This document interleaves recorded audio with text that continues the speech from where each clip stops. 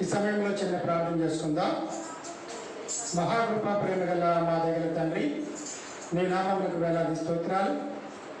ఈ 40 దినాల శిలువ ధ్యాన ఉపవాస ప్రార్థన కొడుకుల్లో 38వ డే తండ్రి, మీ మందిర భావనలో స్తుతించి గణపరిచినడానికి వచ్చిన కృపకు వందనాలు. ఈ సమయంలో తండ్రి నీ వాక్యాన్ని మాకు అందించండి. నీ వాక్యాన్ని వెల్లడిపరచుచుండగా నీ సేవకుని బోధగా వాడుకుని నీ పరిశుద్ధాత్మ నడిపింపదలిచాను తండ్రి. ప్రతి ఒక్కరి హృదయ ద్వారాలు తెరిచి నీ వాక్యం వారి హృదయాలు నాటబడి ఫలించడానికి సహాయం తెచ్చామని, ఈ సమయంలో నీవే మా మధ్యలో ఉండమని మా ప్రభు యేసుక్రీస్తు ద్వారా మనం వేడుకుంటున్నాము తండ్రి. ఆమేన్. ఈ సమయంలో కీర్తనల గ్రంథం 111వ అధ్యాయం చదువుకుందాం. కీర్తనల గ్రంథం 111వ అధ్యాయం. యథార్థవంతుల సభలోను సమాజంలోను పూర్ణ హృదయంతో నేను యెహోవాకు కృతజ్ఞతాస్తుతులు చెల్లించెదను. నేను చదువుతాను. కీర్తన గ్రంథం 111వ అధ్యాయం. యెహోవాను స్తుతించుడి, యథార్థవంతుల సభలోను సమాజంలోను పూర్ణ హృదయంతో నేను యెహోవాకు కృతజ్ఞతాస్తుతులు చెల్లించెదను. యెహోవా క్రియలు గొప్పవి, వాటి యందు ఇష్టము గల వారందరూ వాటిని విచారించుదురు. ఆయన కార్యము మహిమ ప్రభావములు గలది, ఆయన నీతి నిత్యము నిలకడగా ఉన్నను.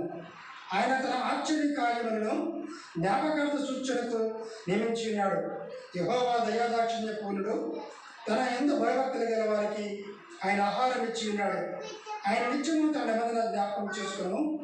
ఆయన తన ప్రజలకు అన్య జనుల స్వాస్థ్యం అప్పగించి ఉన్నాడు.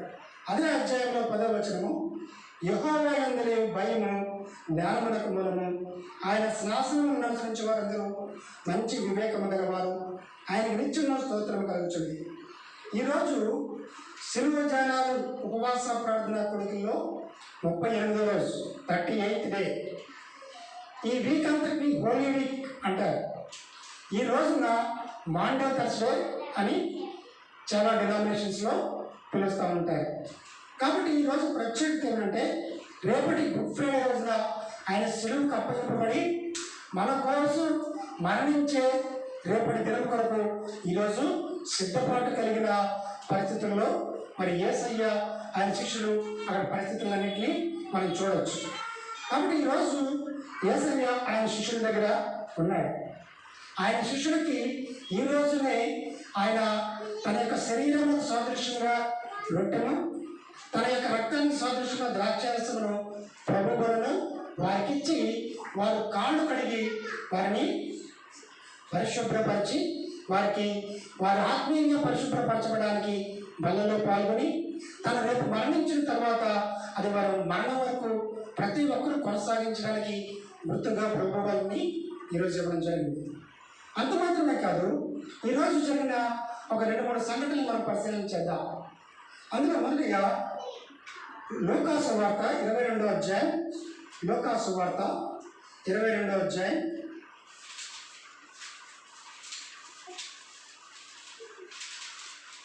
లూకా సువార్త 22వ అధ్యాయం 14 నుంచి 16 దాకా మరి మైక్ తీసుకొని గట్టిగా చదవండి. లూకా సువార్త 22వ అధ్యాయం 14వ వచనం నుంచి 16వ వచనం దాకా. ఆ గడియ వచ్చినప్పుడు చదవండి. ఆయనతో కూడా అపోస్తలును పంక్తిని కూర్చుండిరి. అప్పుడు ఆయన, నేను శ్రమ పడక మునుపు మీతో కూడా ఈ పస్కాను భుజింపవలనని మిక్కిలి ఆశపడితిని. అది దేవుని రాజ్యములో నెరవేరు వరకు ఇక ఎన్నడనూ దాన్ని భుజింపనని మీతో చెప్పుచున్నానని వారితో చెప్పి, ఆయన గిన్నె ఎత్తుకొని కృతజ్ఞాస్తుతులు చెల్లించి, మీరు దీనిని తీసుకొని మీలో పంచుకొనడి. ఇక మీదట దేవుని రాజ్యం వచ్చే వరకు నేను ద్రాక్షారసము త్రాగనని మీతో చెప్పుచున్నానని.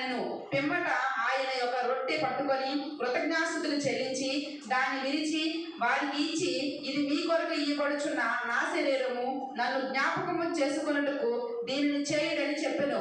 ఆ ప్రకారమే భోజనమైన తర్వాత ఆయన గిన్నెయు పట్టుకొని, ఈ గిన్నె మీ కొరకు చిందించబడుచున్న నా రక్తము వలనైన క్రొత్త నిబంధన.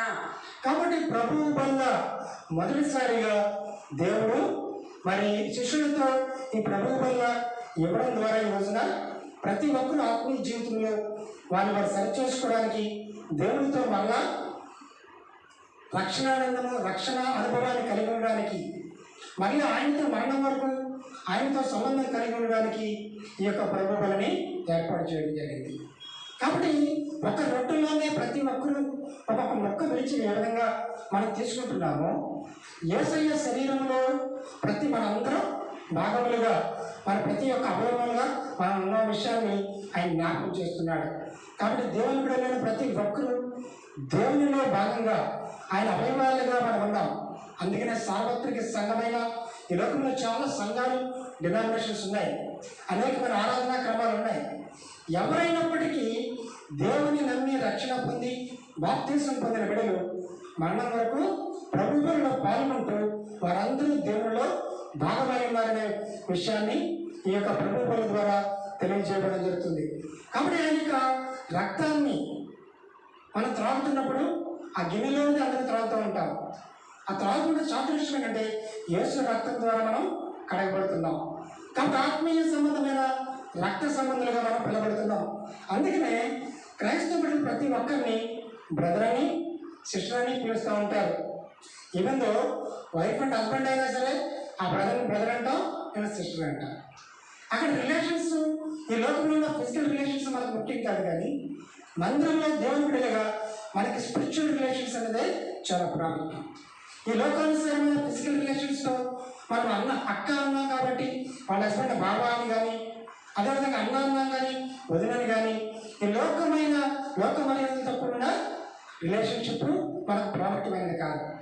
ఎప్పుడైతే యేసు రక్తంలో కడబడి మనకి ఆయనే తండ్రిగా ఉన్నప్పుడు వయసు తారతమ్యం లేకుండా, మరి స్త్రీ పురుష తారతమ్యం లేకుండా, ఎటువంటి ప్రాంతం తారతమ్యం లేకుండా రక్షింపబడిన బిడ్డలందరూ ఒక్క తండ్రికి పుట్టిన బిడ్డల్లాగా బ్రదర్ అండ్ సిస్టర్స్ అని మనం పిలుచుకుంటూ ఆత్మీయ సోదరులుగా ఉండగలుగుతున్నాం. కాబట్టి యేసయ్య ఆయన మరణించి ఆయన వెళ్ళిపోతున్నప్పుడు ప్రతి ఒక్కరు రక్షింపబడిన ప్రతి ఒక్కరు మరణం వరకు ఆ రక్షణకు గుర్తుగా వారిని మనం సరిచేసుకోవడానికి ఈ ప్రభు వల్ల మనం అందించాడు. అందుకనే తప్పకుండా ఆత్మీయ సిద్ధపడ కలిగి ప్రతి ఒక్కరూ ప్రభు వల్ల పాల్గొంటూ మనం మరణం వరకు నమ్మకంగా కొనసాగించవలసిన వారమై ఉన్నాం. కాబట్టి శిలువ మరణానికి ముందు జరిగిన సంఘటన ఇదొకటి. రెండవ విషయంగా మత్తయి సువార్త 26వ అధ్యాయం 6వ వచనం నుంచి 16వ వచనం దాకా. యేసు బెతనియాలో కుష్ఠరోగి అయిన సీమోని ఎంటనున్నప్పుడు ఒక స్త్రీ మిక్కిలి విలువగల అత్తరు బుడ్డి తీసుకొని ఆయన యొద్దకు వచ్చి ఆయన భోజనములకు కూర్చుండగా దానిని ఆయన తల మీద పోసెను. శిష్యులు చూచి కోపపడి, ఈ నష్టం ఎందుకు? దీనిని గొప్ప వెలకు అమ్మి బేదలకు ఇయ్యవచ్చునని అనిరి. యేసు ఆ సంగతి తెలుసుకొని, ఈ స్త్రీ నా విషయమై ఒక మంచి కార్యము చేసినను. ఈమెను మీరేలా తొందర పెట్టుచున్నారు? బేదలు ఎల్లప్పుడూ మీతో కూడా ఉన్నారు, కానీ నేను ఎల్లప్పుడూ మీతో కూడా ఉండను. ఈమె ఈ అత్తరు నా శరీరం మీద పోసి నా భూస్థాపన నిమిత్తము దీనిని చేసెను. సర్వలోకమందు ఈ సువార్త ఎక్కడ ప్రకటింపబడునో అక్కడ ఈమె చేసినదనియు ఈమె జ్ఞాపకార్థముగా ప్రసవింపబడునని మీతో నిశ్చయముగా చెప్పుచున్నానని వారితో అనెను. కాబట్టి ఈమె దేవుని సువార్త ఎక్కడ ప్రకటింపబడుతుందో ఈమె యొక్క సువార్త కూడా ప్రతి చోట ప్రకటింపబడుతుందంట. ఈ రెండవ సంగతి ఏంటంటే, ఒక స్త్రీ మిక్కిలి విలువగల అత్తరుతో ఆయన కాళ్ళు కడుగుతుంది. మిక్కిలి విలువగల అత్తరు గుడి తీసుకుని ఆయన ఎద్దకు వచ్చి ఆయనకు భోజనంలో కూర్చుండగా దాన్ని ఆయన తల మీద పోసింది. కానీ మిక్కిలి విలువగల అత్తరును ఆయన తల మీద పోసి ఆయన మీద ఉన్న ప్రేమని, గౌరవాన్ని ఆ యొక్క మిక్కిలి విలువల అత్తరుతో ఆయన తల మీద పోసి ఆ నూనెతో మరి ఆమె పరిచయం చేస్తుంది. కాబట్టి ఆ విషయంలో అక్కడ ఉన్న శిష్యులే అభ్యంతరపడ్డారు. అంత విలువైనది ఎందుకు వృధా చేస్తున్నావు అనేసి.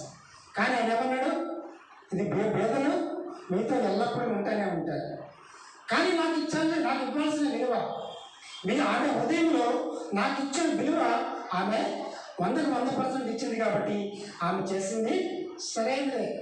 కాబట్టి ఎక్కడ సువార్త ప్రకటింపబడుతుందో అక్కడ ఈమె గురించి కూడా చెప్పబడుతుంది. కాబట్టి చాలామంది అనుకుంటూ ఉంటారు, పేదలకు సహాయం చేయడం దేవుని వాక్యంలో చెప్పబడింది కాబట్టి పేదలకు సహాయం చేయాలి అని అనుకుని చాలామంది దేవునికి ఇచ్చేది కూడా పేదలకు ఇచ్చేస్తూ ఉంటారు. కానీ ఇక్కడ స్త్రీ అలా చేయలేదు. దేవుని యొక్క మందిరపు నిధిలోనికి దేవునికి ఇవ్వాల్సింది మనం ఇచ్చిన తర్వాత మిగిలిన దాని నుంచి మనం పేదలకి ఇవ్వాలి. చాలామంది అనేక రకాలుగా ఇంటర్ప్రిట్ చేసుకుని మనం దేవునికి ఇవ్వాల్సిన విలువైన వస్తువులని దేవునికి ఇవ్వకుండా మందిరాలని, సేవకుల్ని, అక్కడ ఉన్న మనుషుల్ని, అక్కడ ఉన్న పరిస్థితులను చూసి మనం దేవునికి ఇస్తున్నామన్న విషయాన్ని మర్చిపోతూ ఉంటాం. మర్చిపోయి మనుషులకు ఇస్తున్నట్టుగా భావించి దాన్ని పేదలకు ఇవ్వడం ద్వారా మనకు పుణ్యం వస్తుందని, మన పిల్లలతో ఆశీర్వదింపబడుతుందని, మనం ఎలా జీవించినా దేవుని పుణ్యకాలను మన దగ్గర ఉంటాయని మన జీవితం పరిశుద్ధి కలిగడానికి శ్రద్ధ కలిగిన వారుగా ఉండకుండా పుణ్యకార్యాల మీదే శ్రద్ధ కలిగిన వారుగా ఉంటారు. దేవుడు లంచాలు తీసుకునేవాడు కాదు. ఆయన మన హృదయ పరిశుద్ధతనే కోరుకునేవాడు. ఆయన ఏది చెప్తే అది మాత్రమే మనం ఖచ్చితంగా చేయాలి. ఒక డాక్టర్ గారి దగ్గరికి వెళ్ళినప్పుడు డాక్టర్ గారి ప్రిస్క్రిప్షన్ ఎలా చెప్తే అలాగే మనం ఫాలో అవ్వాలి. ఆ ప్రిస్క్రిప్షన్ కాకుండా మన సొంత వైద్యం చేసామనుకోండి, self medicine is injurious to health. కాబట్టి మన సొంత నిర్ణయాలు తీసుకోవడం, సొంత చేయడం చేస్తే ఒకనొక దినాన మనమే వ్యాధి ముదిరి నష్టాన్ని కష్టాన్ని కొని తెచ్చుకునే వారంగా ఉంటాం. కాబట్టి స్త్రీ యొక్క సువార్త దేవుడు ఎక్కడ చెప్పబడుతుందో ఈ పేరు కూడా ఇక్కడ మెన్షన్ చేయలేదు. ఈమె పేరు కూడా మెన్షన్ చేయలేదు. కానీ ఆమె హృదయంలో దేవునికి ఇచ్చిన విలువ, దేవునికి ఇచ్చిన స్థానాన్ని బట్టి ఈ సువార్త ప్రకటించబడే ప్రతి చోట ఆమె పేరు ప్రస్తావించే స్థానంలో ఉంది. కాబట్టి మనం కూడా దేవుని విషయంలో అంత ప్రాధాన్యత కలిగిన వారు ఉండాలి. దేవుని విషయంలో అంత విలువ కలిగిన ఆలోచన కలిగి ఉండాలి. ఆ విధంగా ఉండడం ద్వారా మనం కూడా దేవునికి ఇష్టమైన బిడ్డలుగా ఉండగలుగుతాం. ఆయన శిష్యులే, ఆయనతో కలిసి తిరిగిన శిష్యులే దాన్ని అభ్యంతరపరిచారండి. ఆయనతో కలిసి తిరిగారు. వాళ్ళన్ని వదులుకుని వచ్చి ఏసై శిష్యులుగా కొనసాగిన వ్యక్తులే ఎందుకమ్మా అంత విలువైన పాడు చేస్తున్నావు అన్నారు. కానీ దేవుడు ఏమన్నాడండి, ఈ లోకంలో పరిస్థితులన్నీ మీ దగ్గర ఎప్పుడు ఉంటూనే ఉంటాయి. కానీ నాకు ఇవ్వాల్సిన విలువ, నాకు ఇవ్వాల్సిన గౌరవం, నాకు ఇవ్వాల్సిన ప్రాధాన్యత మీరు ఇచ్చినప్పుడు మీరు ఆశీర్వదింపబడతారని ఈ కాంటెక్స్ట్ ద్వారా చెప్పబడింది. ఇంకో విషయం ఏంటంటే, యేసయ్య చెప్తున్నాడు ఏమని శిష్యులందరికీ, ఇంకా రేపటి దినంలో గొర్రెల కాపరిని కొట్టుదను. ఎన్నో వచనం? 37వ వచనం. మత్తయి సువార్త 26వ వచనం. అప్పుడు యేసు వారిని చూచి, ఈ రాత్రి మీరందరూ నా విషయమై అభ్యంతరపడదురు. ఏలయనగా గొర్రెల కాపరిని కొట్టుదను, మందలోని గొర్రెలు చెదిరిపోను అని వ్రాయబడి ఉన్నది కదా. కాబట్టి ఎప్పుడో చెప్పబడిన ప్రవచనం ఇప్పుడు జరుగునట్టుగా గొర్రెల కాపరిని కొట్టుదను, మందలోని గొర్రెలు చెదిరిపోను అని వ్రాయబడి ఉన్నది కదా. అది ప్రవచనం ఎప్పుడో చెప్పబడింది, ఇప్పుడు నెరవేర్పు జరుగుతుంది. ఆ పేతురు ఏమంటున్నాడంటే, నీ విషయమై ఎవరు అభ్యంతరపడినా నేను పడను అని చెప్తున్నాడు. అప్పుడు యేసయ్య ఏమన్నాడండి, కోడి కుయ్యకు మునిపే నువ్వు మమ్మారు అబద్ధమాడుతున్నావు. కాబట్టి దేవుని బట్టి అభ్యంతరపడడం కూడా విషయం. మనం యేసయ్య విషయంలో అభ్యంతరపడే వారంగా ఉండకూడదు. యేసయ్య విషయంలో, దేవుని మందిరం విషయంలో, మరి మందిరం సేవా పరిచర్య విషయంలో, పరిచర్యను సహకరించే విషయంలో, పరిచర్యకి వెళ్ళే విషయంలో మనం అభ్యంతరం చెప్పకూడదు, అభ్యంతరపరచకూడదు, మనం అభ్యంతర పర్యావరణంగా ఉండకూడదు. ఆ విషయంలో మనం ప్రాముఖ్యంగా ఎంచుకోవడం ద్వారా, దానికి ఎక్కువ విలువ ఇవ్వడం ద్వారా, అభ్యంతరం లేకపోవడం ద్వారా మనము 100% దేవుని విషయంలో సంపూర్ణంగా ఆయన మీద ప్రేమ కలిగి ఉన్నామని చెప్పడానికి ఉద్దేశం. ఈ పేతురు దుందుడుకు స్వభావంతో మరి పేతురికే పరలోక తాడొచ్చి ఇచ్చాడు. ఆయన మొట్టమొదటి ప్రధాన శిష్యుడిగా ఎంచబడ్డాడు. ఆయన ఏమన్నాడు, నేను అభ్యంతర పరచిన, ఆయనే అభ్యంతర పడిపోయాడు. మనం కూడా అనేక సందర్భాల్లో నిజమైన శ్రమ వచ్చినప్పుడు ఈ ఒక్కసారికి దేవుడిని పక్కకి పెట్టి మన పనులను పూర్తి చేసుకుని మరలా దేవుడి దగ్గరకు వద్దాంలే మన పరిస్థితులు దేవునికి తెలియదా? మన హృదయం ఆయనకి తెలియదా? మళ్ళా వెలుగలిగిన హృదయంతో పశ్చాత్తాపడి ప్రార్థన చేస్తే ఒప్పుకోడా అని లోకానుసారమైన బంధకాలలో, లోకానుసారమైన ఆశలలో దేవుని వల్ల అభ్యంతరపడే వాళ్ళంగా మనం ఉంటున్నాం. కానీ దేవుడు ఖచ్చితంగా చెప్తున్నాడు, నేను నా గురించి అభ్యంతరపడితే ఒక దినాన మీ గురించి కూడా నేను అభ్యంతరపడతాను. మీరు నన్ను ఒప్పుకుంటానే, నేను మిమ్మల్ని ఒప్పుకుంటాను. అందుకని ధైర్యంగా ఆయన విషయంలో నిలబడే వారంగా మనం ఉండగలగాలి. ఆయన విషయంలో కడ వరకు నమ్మకంగా ఉండగలిగే స్థితిలో మనం ఉండగలగాలి. అలా ఉన్నప్పుడు లోకంలో చనిపోయినా సరే మన మరణానికి కూడా ఎంతో విలువ కలిగిన మరణంగా ఉండగలుగుతాయి. భక్తుల మరణం ఎంతో విలువైంది కదండి. ఏంటంటే సిస్టర్ గారు, యెహోవా దృష్టికి యోగ్యమైనది, గట్టి చెప్పండి. కాబట్టి యెహోవా దృష్టికి యోగ్యమైనది, భక్తుల మరణం విలువైనది. నాకు అసలు వాల్యూ ఉందండి, విలువ కలిగి. ఎందుకంటే ఈ లోకంలో అందరూ పుడుతున్నారు, చనిపోతున్నారు. కరోనా 22వ తారీఖు నుంచి దాని బర్త్డే గ్రాండ్గా సెలబ్రేషన్ స్టార్ట్ చేసింది. లాస్ట్ ఇయర్ 22nd స్టార్ట్ చేసి అందరూ బర్త్డే చేసుకుంటారు, మేమేది చేసుకోకూడదు అన్నట్టు గ్రాండ్ సెలబ్రేషన్ స్టార్ట్ చేసి ఆ బర్త్డే సెలబ్రేషన్స్ ఇంకా కంటిన్యూ చేస్తా. ఇంకా నా బర్త్డేకి 6 రాలేదు 7 రాలేదు అన్నట్టు ఇదే అయిపోతుంది అందరికీ. ఎవరైతే దాని బర్త్డే కంటిన్యూ అవ్వలేదో వాళ్ళ దగ్గరికి వెళ్ళి పలకరించి సెలబ్రేషన్స్ ఇన్వైట్ చేస్తుంది. దీనికి ఆది ఉందా అంతం ఉందా అంటే అది ఎవరికి నోట్లోకి మాట్లాడట్లేదు. దీనికి ప్రికాషన్స్ ఏంటంటే ఇదొక శానిటైజర్ తెగవాడేవాళ్ళం. ఇప్పుడు శానిటైజర్ కొనడానికి టైం ఒక్క మాస్క్ పెడుతున్నాం అంతేనండి. అది కూడా పోలీసు వాళ్ళు ఫైన్ అన్నారు అనేసి మనం కూడా కొద్దిగా ప్రాణభయం మీద కూడా మాస్క్ పెడుతున్నాం. ఇంకా శానిటైజర్ కానీ సబ్బులతో కడుక్కోవడాలు ఇవన్నీ కవట్లే. ఇంకా కరోనా వస్తుంది, సింటమ్స్ కనబట్లేదు అంటున్నారు. ఎంతో భద్రత గల ఆ భద్రత మధ్యలోకి వచ్చి కూర్చోండి. ఇప్పుడు అక్కడి నుంచి వెలగడం చేస్తుంది. కానీ ఎవరైతే భద్రత సిబ్బందున్నారో వాళ్ళు భయపడిపోతున్నారు. ఎందుకంటే ఎవరికి కాపలా కాస్తున్నారో వాళ్ళ ద్వారా వెళ్ళి వస్తున్నారు. కాబట్టి లోకంలో దేవుడే వాళ్ళు భద్రపరచాలి తప్పితే ఒకవేళ ఎవరికైనా వచ్చినా దాని నుంచి బయటకు తీసుకొచ్చే దేవుడు మాత్రమే. లోపల ఇంటర్నల్గా ఏం జరుగుతుందో మనకు తెలియదండి. సింటమ్స్ లేనప్పుడు లోపల ఉన్న అవయవాల్లో ఏం జరుగుతుందో ఎవరికి తెలియట్లా. కాబట్టి ప్రతి అవయవానికి దేవుడు మాత్రమే కాపుదల, దేవుడు మాత్రమే రెసిస్టెన్స్, దేవుడు మాత్రమే శక్తి ఇవ్వాలి. ఒక్క సెకండ్ అటు ఇటు ఆయన మన వంక చూడకపోతే, ఆయన కనుదృష్టి మన మీద లేకపోతే మనం ఏమైనా అయిపోతాం. మనమేం గొప్పవారం కాదు కదండి, మనమేమి గొప్పవారం కాదు. కాబట్టి మన ఇటువంటి భయానకమైన పరిస్థితుల్లో కూడా దేవుని తట్టును చూడని అవివేక హృదయంతో భక్తి నిలవలే ఉంటే నోవా కాలంలో ఏ విధంగా మరి నోవా తలుపుది ఆ పాట పాడు, నోవా తలుపుది అని పాట పడితే సండే స్కూల్ పాట. దేవుడు ఆ తలుపులు మూసివేసి బిగించేది. కాబట్టి ఎన్నిసార్లు తలుపు పడినా సరే నా తలుపులు తెరవబడలేదు. నాన్న నా చుట్టూ అని ఎంత రిలేషన్స్ కలుపుకుని ఇక్కడ తలుపు తీర్థమని లోపల వచ్చినా దేవుడే ఆ తలుపు బిగించి ఆ తలుపు దగ్గర ఉన్నారని దేవుని దగ్గర కాపలా కాస్తారు. అక్కడ ప్రతి ఒక్కరూ నశించిపోయారు. కాబట్టి దానికి దీనికి పెద్ద తేడా ఏం కనబట్టలేదు. అంటే ఇది కూడా అలాంటిదే. ఎప్పుడు ఎవరికి వచ్చి ఎవరు ప్రాణంగా ఎవరికో తెలియట్లా. ఎవరికో సెకండ్ కమింగ్ వస్తుందని అందరూ ఎప్పుడు వస్తుంది దానికి సిద్ధపడి కలిగి ఉందాం అని ఏదో ఎదురు చూస్తాం. పెద్ద సమయం అన్నట్టు ఇది ఫైనల్ ఎగ్జామ్స్ జూన్లో ఎలా ప్రిపేర్ అవుతామండి, మార్చిలో కదా ఎగ్జామ్స్ అని జూన్లో ఎలా ప్రిపరేషన్ ఫీల్ అవుతామో సెకండ్ కమింగ్ గురించి కూడా ఫీలింగ్ అందరికీ అలాగే ఉంటుంది. కానీ ఇప్పుడు సెకండ్ కమింగ్ ఇప్పుడున్న ఫీలింగ్ ఎలా ఉందంటే సెకండ్ కమింగ్ పక్కన పెట్టు, ఇప్పుడు మన గోయింగ్ అనేది చాలా ప్రాముఖ్యమైనది సంతరించింది. మన గోయింగ్ పరిస్థితి తెలియట్లా. ఎటువంటి పరిస్థితుల్లో అయినా దేవుని దగ్గర మోకరించి ప్రార్థన చేయకపోతే మన రక్షణలోనికి నడిపించుకోలేదు కదండి. కాబట్టి క్రైస్తవులుగా నేను చెప్పాను, రియల్ క్రిస్టియన్స్ క్రైస్తవులుగా ఉండడం అనేది ప్రాముఖ్యం కాదు. సాల్వేషన్ పొందిన వారు మాత్రమే దేవుని యొక్క నిత్య జీవనానికి వెళ్ళే వారసులుగా ఉండగలుగుతారు. అది తల్లి బిడ్డ తండ్రి ఎవరికి ఎటువంటి సంబంధం ఉండదు.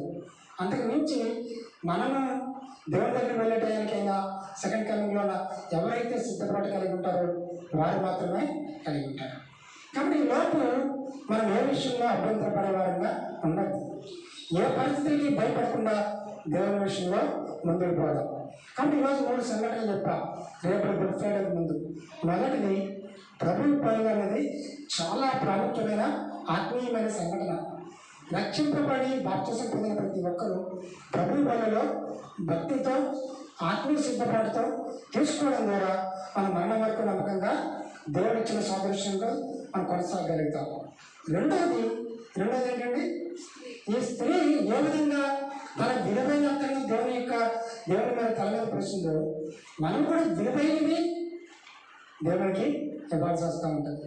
చాలామంది పాస్టర్స్ సాక్ష్యాలు చెప్తూ ఉంటారు, ఎక్కడ నోట్లు మారకపోతే దేవుని కాలనీ పట్ల వేస్తూ ఉంటారు అంటారు. పాస్టర్స్ ఫెలోషిప్ నేను మాట్లాడుకుంటా ఉంటున్నాడు చెప్తూ ఉంటారు. ఎక్కడ నోటు చల్లలేదనుకోండి పాస్టర్ మార్చుకుంటారని అక్కడ వేస్తూ ఉంటారు. అబ్బాయి మార్చుకోవడానికి పాస్టర్ గారికి పెట్రోల్ బంకులు చుట్టూ తిరుగుతూ ఉంటారు. కాబట్టి దేవునికి ఎప్పుడు విలువైన దేవుని ఇచ్చేటట్టుగా ప్రాణానికి ఇచ్చేటట్టుగా కలిగి ఉండాలి. వాస్తవానికి మనం 4-5 కుటుంబాలే, కొన్ని కుటుంబాలు రేపు వస్తున్నా నేను ఎందుకు ముందుగా ఆలోచించి ఈ టెంట్ ఎన్ని వేస్తున్నానంటే అది జస్ట్ 3 hours 600 రూపీస్ చెప్పాడు. అది కూడా వేస్తాను, ఎందుకంటే చిన్నప్పటికి కూడా ఆ సమయంలో బయట ఆడతా అని వాళ్ళు గాలి తేలొచ్చేమో. కాబట్టి మనం దాని గురించి ఎక్కువగా ప్రాధాన్యత ఇచ్చి విలువిచ్చి మనం దాని గురించి ఆలోచన చేయాలి. నా బ్రదర్ నేను వెళ్ళి కొండ కొనుక్కుని వచ్చాం. చిన్నప్పుడు చూసానండి కొండ, మళ్ళీ ఇప్పుడు చూసాను కొండ. ఎందుకు ఇంట్లోంచి ఆ ఫ్రిడ్జ్ వాటర్ తెచ్చినా 10 నిమిషాల్లోనే వడికిపోతాయి, మనం 1 hours ఉండలే. కాబట్టి ప్రతి దాన్ని మళ్ళా దేవుడు మనకు ఒకసారి వెనక్కి తీసుకెళ్ళి చూసేటట్టు చేస్తూ ఉంటాడు. కాబట్టి 3వ విషయం ఏంటంటే ఆయన విషయంలో అభ్యంతర పడేవారంగా ఉండొద్దు. దేవుని కోసం మనం ఎక్కడ తగ్గేవారంగా ఉండొద్దు, దేవుని పక్కన పెట్టేవారంగా ఉండొద్దు. కాంప్రమైజ్ అయ్యే విషయం కాంప్రమైజ్ అనేది కావద్దు. అలా ఉండడం ద్వారా ఈ లోకంలో దేవుని బిడ్డలుగా ధైర్యంగా జీవిద్దాం, ధైర్యంగా మరణం వరకు నమ్మకంగా ఉందాం. ఆ విధంగా ఉండడం ద్వారా దేవునిలో సిద్ధపాటు కలిగి ఆయనకి ఇష్టమైన బిడ్డలుగా, మరి సౌలు చెప్పాడు కదండి, నేను బ్రతుకుడ క్రీస్తే చావైతే లాభం. కాబట్టి మన పిల్లతరం ఆశీర్వదింపబడినట్టు మనల్ని బట్టి అనేక మంది ఆశీర్వదింపబడినట్టుగా మన జీవితాలు ఉండాలని ఈ సమయంలో ప్రార్థించేద్దాం. మహాకృప ప్రేమ గల మా దగ్గర తండ్రి, యేసునైనా రేపటి శిలువ మరణానికి ముందు జరిగిన 3 సంఘటనలను జ్ఞాపకం చేస్తున్నాం తండ్రి. రక్షింపబడిన బాప్తిసం పొందిన బిడ్డలు జీవితకాలం వరకు నమ్మకం ఉండడానికి ప్రభు వల్ల ఆత్మీయ సిద్ధపాటు కలిగి సరిదిద్దుకుంటూ వారి జీవితంలో నమ్మకంగా కొనసాగడానికి సహాయం వచ్చేది. అదేవిధంగా తండ్రి మా జీవితంలో విలువైనవన్నీ మీ సన్నిధిలో కలిగి మీకు ఇవ్వడానికి, మీ ప్రాధాన్యత ఇచ్చే వారంగా మేము ఉండడానికి, ఆ స్త్రీ వలె మేము కూడా ఉండడానికి సహాయం ఇచ్చేది. అదేవిధంగా తండ్రి మేము ఈ లోకంలో ఎట్టి పరిస్థితుల్లోనూ నిన్ను బట్టి, నీ పరిచయం బట్టి, నీ వాక్యాన్ని బట్టి మేము అభ్యంతరపడకుండా మేము ఉండడానికి నువ్వే మాకు సహాయం ఇచ్చేది. అటువంటి ఆత్మీయ అనుభవాలను మమ్మల్ని నడిపించమని, మీ కృపాకరమైన ఆశీర్వాదాలు మా అందరిపై కొండరించమని మా ప్రభు యేసుక్రీస్తు ద్వారా మనతో వేడుకొనుచున్నాము తండ్రి. ఆమేన్. Praise the lord.